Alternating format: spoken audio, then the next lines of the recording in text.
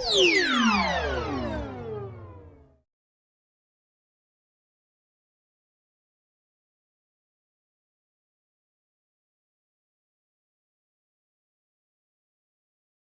rumusnya ya. Ini jarang diketahui nih, tapi insya Allah kalau paham ini, insya Allah senang menikmati. Tapi jaga ya, ini rahasia di antara kita aja nih. Gini, dalam fikih rizki itu ada 3 hal yang pokok. 1, rizki itu akan diberikan. Rumusnya ya, akan diberikan saat ikhtiar kita keluar. Apapun jenisnya. Sudah jelas itu. Ya. Itu ada di Quran surah ke-51. Sudah? Di ayat 22. Wa fis samaa'i rizqukum wa ma tu'adun. Dan di langit telah ditetapkan kadar rizkimu. Dan dijanjikan oleh Allah pasti diberikan. Nah, kapan itu diberikan? Ketika ikhtiar kita keluar. Jadi yang laki-laki, yang ikhwan ini, contoh ini, kita sudah siap saja untuk keluar, baru bawa map melangkah untuk menjemput rezeki Allah, ya, itu sudah ditetapkan keluar. Cuma sampainya kapan kita terima, nanti ada aturan lagi yang mengikat. Ya, sesuai dengan kadar niat nanti. Niatnya apa nih? Apakah mencari rezeki untuk kebutuhan dunia saja? Apakah mencari rezeki untuk mendapatkan ridha Allah? Ya kan? Niatnya bisa berbeda. Nah, berdasarkan niat itu nanti Allah arahkan untuk mendapatkan yang terbaik. Tapi berlaku hukum kedua, ikhtiar Anda itu telah mengeluarkan rezeki dan tidak akan menguranginya. Ya, paham dulu sampai sini dulu ya, pelan-pelan dulu. Nah, handphonenya turun dulu supaya fokusnya nyimaknya maksimal ya, supaya maksimal nyimaknya, tenang. Ini direkamnya bisa diulang nanti kalau supaya maksimal ngelihatnya. Jadi ini yang pertama dulu. Rizki sudah ditetapkan, pasti diberikan. Cara Allah memberikan, kita bergerak, itu rizki ditetapkan turun. Jelas? Nah, diterimanya oleh kita, nanti kembali berdasarkan ikhtiar kita dan niat kita untuk mendapatinya. Innamal a'malu bin, ya, itu dalil hadisnya. Jelas ya, sampai sini dulu. Yang kedua, rizki tidak akan tertukar dan berkurang. Karena kadarnya sudah pas. Ya, tepat, pas. Tidak ada yang berkurang. Dan tidak akan tertukar. Kalau Anda yang berikhtiar, tidak mungkin datangnya ke teman Anda. Mustahil. Kalau kita yang berikhtiar, tidak mungkin kepada saingan kita. Itu mustahil. Ya, kan ada persaingan dalam bisnis kadang-kadang kan. Kalau Anda yang ikhtiar, tidak mungkin ikhtiar Anda hasilnya diberikan kepada lawan bisnis Anda, itu mustahil. Pasti jatuhnya ke Anda juga. Tidak akan ke yang lain.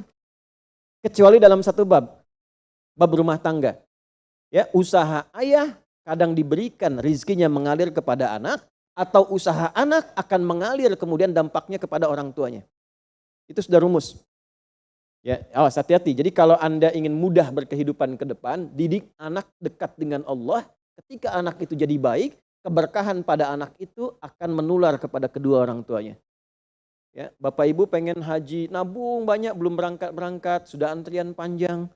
Kan? Tapi tiba-tiba ada orang yang tetangga anaknya penghafal Quran 30 juz, dapat hadiah haji, orang tuanya ikut, bapaknya ikut, ibunya ikut, gurunya ikut. Ya, jadi nanti ada 2 ayat di dalam Al-Quran yang menjamin usaha orang tua mengalir ke anak, usaha anak mengalir kepada kedua orang tua. Babnya keluarkan kalau ingin mudah. Nah, yang ketiga, nanti saya urutkan di papan tulis supaya memudahkan itu. Yang ketiga, ini yang paling penting untuk disadari, urut dulu ya. 1, rizki telah ditetapkan untuk diberikan sepanjang kita mau berikhtiar untuk menjemputnya.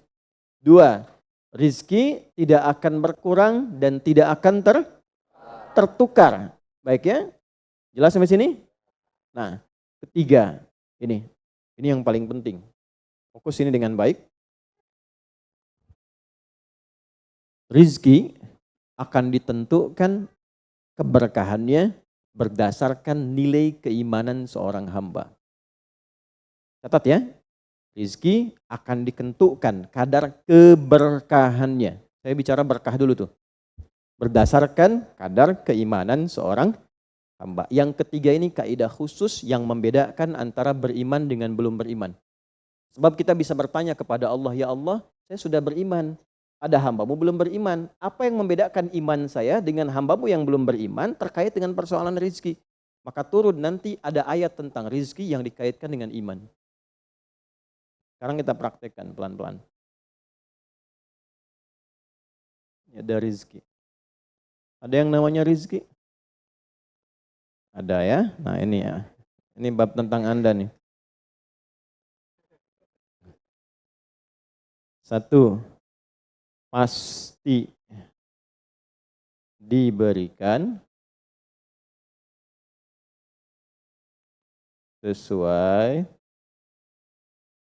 kadar ikhtiar. Loh. Ya? 2. Sifatnya tidak tertukar. Ya. Putri boleh tertukar. Ada menteri yang tertukar, tapi tidak ada rezeki yang tertukar ya. Tidak tertukar sesuai dengan niat. Rizki nggak butuh alamat ya Pak. Begitu dapat langsung diberikan. Karena malaikat tuh kalau sudah turunkan nggak mungkin salah alamat tuh. Udah tercatat semua itu. Ya. 3. Kadar iman menentukan keberkahan satu rizki. Keberkahan rizki. Ini 3 ini. Ya. Ya, pelan-pelan. Ya, cara memahaminya bagaimana? Kalau ada yang bergerak, itu pasti rezeki diperintahkan ya untuk diturunkan. Tapi sekali lagi tadi, apakah itu akan langsung diterima atau nanti diakumulasikan, dikumpulkan? Yang dengan pengumpulan itu di titik tertentu Allah berikan. Jadi kalau Anda misalnya belum dapat hari ini, belum dapat hari besok, sepekan nyari nggak dapat. Tiba-tiba bulan yang ketiga dapat. Dan gajinya begitu besar tawarannya. Bahkan belum mulai udah dikasih ya pesangon misalnya untuk uang muka banyak sekali. Nah, cara memahaminya bagaimana? Bukan berarti ketika Anda dapat di situ besar. Itu akumulasi kumpulan yang telah dikumpulkan dari ikhtiar Anda sejak awal. Paham nggak sampai sini? Paham ya? Nah, kenapa ada hukum demikian? Masuk ke sini dulu nih. Ya, saya mau tanya sebentar. Bapak Ibu, yang para ayah dulu ya, laki-laki lah terutama. Kalau mencari rizki dalam konteks bekerja ya, untuk materi. Karena rizki itu nanti ada ketenangan, anak-anak, keturunan itu rizki juga. Dalam konteks mencari materi, untuk makan, untuk minum dan sebagainya, saya tanya, untuk memenuhi kebutuhan hidup atau untuk mencari ridho Allah? Udah jujur aja, nggak usah. Bahas sini dulu. Udah, wajahnya nampak kok ini. Saya tanya, untuk kebutuhan hidup atau mencari ridha Allah? Nah, ini nomor 1. Nggak mau kalah dua-duanya. Ridha Allah. Ini sekedar dunia. Pelan-pelan ya. Ketika Anda mencari rizki hanya untuk dunia, maka yang berlaku hukum dunia. Ya. Semakin Anda bekerja keras, semakin Anda dapat. Semakin Anda kreatif, semakin mudah dapat. Ya, semakin pintar, semakin mudah dapatnya. Di sini tidak berlaku masalah iman. Karena semua sama, Allah tetapkan hukum dunia. Siapa yang bekerja keras, siapa yang mau kreatif, siapa yang punya inovasi, siapa yang makin pintar, mudah dia mendapatkan dunia. Ada ilmu menambah, dunia dapat. Man arada dunya, kata Imam Syafi'i, fa'alaihi bil ilmi. Siapa yang ingin menguasai dunia, dengan ilmu bisa dapat. Ini. Ada ilmu kreativitas, ada serius, sungguh-sungguh. Kerja yang serius, sungguh-sungguh. Itu kan? Di Tiongkok itu kalau datang ke satu tempat ketukin tiap pintu, nawarin barang. Ya, barang ditawarin 1, 2, 3, 4, saking seriusnya. Orang mengerjakan apa, dia cari yang lain. Pernah dulu ada orang bukan muslim ke Saudi, mampir ke Jeddah hanya untuk lihat jemaah haji itu beli apa. Setelah itu dia pulang ke Tiongkok, ke Cina, ya. Musim berikutnya itu made in China. Semua buatan Cina tuh, yang tasbih Cina, yang sajadah Cina, dan harganya jauh di atas harga-harga standar. Itu tuh. Jadi kalau misalnya orang serius, sungguh-sungguh kreatif, inovasinya ada, bisa buat sesuatu yang orang lain nggak buat, dia bisa sukses. Hukum dunia. Gitu. Tapi semua apa yang didapatkan pun untuk memenuhi kebutuhan dunia saja. Nafsu ada di situ, persaingan ada di situ, ya, popularitas ada di situ. Makanya orang-orang yang kerjanya orientasi dunia itu pada umumnya, maaf ya, pada umumnya apa yang didapatkan hanya untuk memenuhi kebutuhan nafsunya saja. Selesai sampai sini. Nafsu itu kan nggak berhenti. Makanya perlombaannya berapa banyak? Ayo siapa yang duluan dapat 10 triliun? Siapa yang duluan dapat 20 triliun? Dunia. Dan nggak akan berhenti. Begitu dapat pengen nambah lagi. Dapat pengen nambah lagi. Walaupun yang dipakai mungkin tidak sampai ke situ. Sekarang saya tanya Anda ya. Mengumpulkan sesuatu yang tidak Anda gunakan bermanfaat tidak? Ya. Ibu misalnya mengumpulkan kayu bakar banyak sampai seruangan masjid ini, Bu. Ya. Tapi yang ibu pakai sehari cuma 1. Ya, dikumpulin 1, 2, penuh, tapi yang dipakai 1. Tapi nggak pernah puas melihat pengen lagi, sampai 10 masjid kayu dikumpulkan. Yang dipakai cuma 1. Kira-kira perbuatan semacam ini bermanfaat tidak? Nah, jika ada orang yang banyak bekerja, hanya membutuhkan sesuatu untuk memenuhi keinginannya saja, ketahuilah Anda terjebak dalam kehidupan duniawi. Mohon maaf sebesar-besarnya ya. Jadi kalau bekerjanya hanya untuk tambah tabungan lagi, cek saldo, bandingkan dengan teman-teman, tapi dari apa yang dikumpulkan tidak membuat Anda lebih baik. Ya, yang paling bahaya tuh gini, pas sakit carinya obat generik. Padahal kayaknya minta ampun gitu. Ya, itu menunjukkan bahwa ada sifat dunia yang menguasai. Pada diri pribadi pun bersifat masih kikir. Nah ini ya, ini yang berbahaya ini. Ya, kalau bekerjanya nggak ada masalah, serius dapat nggak ada masalah. Cuma yang dapat ini mengeluarkannya seperti apa? Kalau hanya mengumpulkan, hanya pamer, hanya untuk update, dia mau menyampaikan dengan pamernya, pakai hukum dunia, nggak bisa disalahkan dalam konteks dunia. Walaupun secara moral dalam hukum agama ini tidak dibenarkan. Jelas nggak sampai sini? Ya, sekarang saya tanya, ada nggak orang misalnya OKB misalnya, orang kaya baru gitu. Nah, baru kaya langsung pasang status, ada yang begitu. Ya, dapat mobil baru pasang status, ada yang begitu. Nah, ini biasanya semakin banyak dilakukan terjebak dengan hukum dunia. Tugas kita mendoakan, bukan mencela. Oh, pasti si itu tuh. Bukan ya. Jangan seperti itu. Ya, tugas kita mendoakan kembali dan sehingga dengan doa itu mudah-mudahan sampai kepada jiwanya untuk bisa berubah. Sehingga diarahkan pada yang lebih baik. Tapi maksud saya begini, kalau ada di antara yang ngaji itu terpedaya dengan sistem seperti ini, dia bekerja, tambah lagi, tapi penambahan itu tidak membuat kehidupannya lebih baik dan bermanfaat, dia terjebak dalam kehidupan dunia. Pada akhirnya berlaku hukum akhir dunia. Hukum akhirnya? Fana. Dunia itu kan punya 2 arti, satu cepat, yang kedua rusak. Cepat, gak terasa, kayaknya baru kemarin kita ngaji ya, sekarang ketemu lagi. Cepat tuh. Ya ketemu teman, kayaknya baru kemarin main sama-sama. Ternyata sekarang udah punya cucu 4 gitu.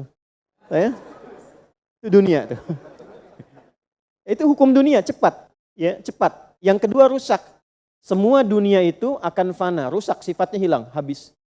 Kalau bukan kita meninggalkan dunia, dunia yang meninggalkan kita duluan. Ini saya sering katakan, ini ada gelas nih, menampung air. Airnya habis, didiamkan saja, jangan diapa-apakan. Ini kotor, rusak sendiri. Anda punya handphone, elektronik, simpan aja, nanti rusak sendiri. Sifat semua dunia itu rusak. Ya, di sepanjang kita berada di dunia, tubuh pun gak abadi. Yang ganteng-ganteng akan hilang dengan sendirinya gantengnya. Makanya ibu kalau cari suami ganteng nanti rugi tuh. Ya, Baik, sama. Istri juga demikian, yang perempuan demikian. Semua selama di dunia hukum berlaku. Nah, harta juga begitu. Saat dikumpulkan banyak yang dihitung ini, kalau tidak sadar dengan, nah ini poinnya. Kalau tidak sadar dengan ketentuan hidup yang benar, pasti penyesalannya di akhir. Karena semua yang dikumpulkan itu pada akhirnya akan selesai hilang. Minimal manusia yang meninggalkan apa yang dikumpulkan dari dunia ini. Terkumpul 100 triliun, hartanya kumpul, manusianya kan meninggal juga. Ya kan? Selesai ya? Ya pertanyaannya, selama hidup yang kemakan berapa dari sini? Nah ini yang kemudian dikoreksi oleh agama, dituntun oleh Islam. Tidak salah. Kalau bisa jangan 100 triliun, nanggung 1000 triliun, 2000 triliun, 3000 triliun. Kayak Abdurrahman bin Auf tuh sampai 14.000 triliun. Kalau dihitung dengan kurs sekarang, sampai 14.000 triliun. Tapi ternyata apa yang dikumpulkan itu membawa keberkahan untuk dunianya plus membawa bekal kebaikan untuk akhiratnya. 1 dari 10 orang yang dijamin masuk surga tanpa hisab adalah orang paling kaya yang pernah hidup di muka bumi ini. Salah satunya Abdurrahman bin Auf. Hartanya kurang lebih sampai 14.000 triliun. Tapi bisa menggunakannya. Dunianya sejahtera, akhiratnya terjamin. Jelas sampai sini? Ya, nah maka yang paling menentukan itu ini satu niat, yang kedua di sini bertahan. Carinya pakai iman.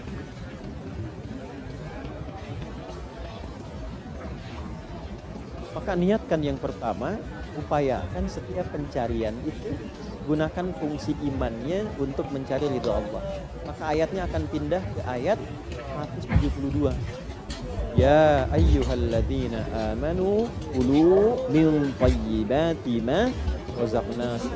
Orang-orang yang beriman, pakai imanmu untuk mencari kebutuhan hidupmu. Nanti aku siapkan, kata Allah, yang sesuai dengan kadar imanmu. Karena itulah kadang kelihatannya begini.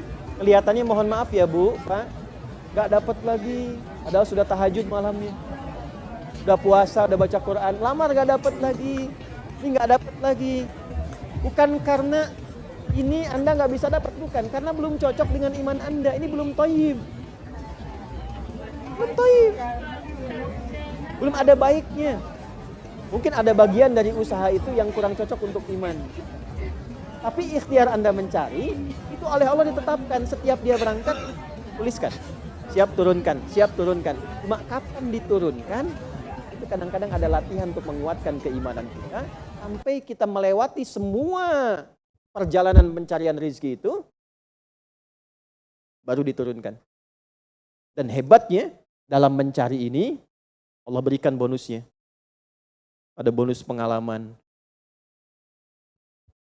Pernah sakit, pernah capek, pernah naik ini, pernah naik itu, tanpa sadar itu yang menempa dirinya menjadi sosok yang lebih kuat, lebih baik, yang ketika rezekinya diberikan seutuhnya, dia sudah bisa menggunakan rezeki ini sesuai dengan pengalaman sebelumnya. Nah, yang mahal tuh ini. Makanya Abdurrahman bin Auf itu kan diambil dulu, dirampas hartanya, berangkat 400 km, jalan kaki, nggak bawa apa-apa, dipakai dulu ilmunya, belajar dulu jadi penyalur, dapat upah, dapat bonus dulu, baru dipakai lagi. Tapi perjalanan itu menempa hidupnya dengan iman sehingga jadi orang terkaya yang pernah tercatat dalam kehidupan di bumi sampai hari ini. Jadi kalau satu kali Anda melamar kemudian ditolak pekerjaan, jangan langsung simpulkan tidak diberi. Alhamdulillah ya Allah yang telah memberikan kepadaku rizki yang baru berupa penolakan ini untuk menguatkan iman dan mentalku untuk menjemput rizkimu yang lebih baik daripada ini. Jelas ya? Nah ini poin-poin ini yang mahal. Nanti kalau sudah dapat ilmu ini, yang lainnya akan lebih mudah.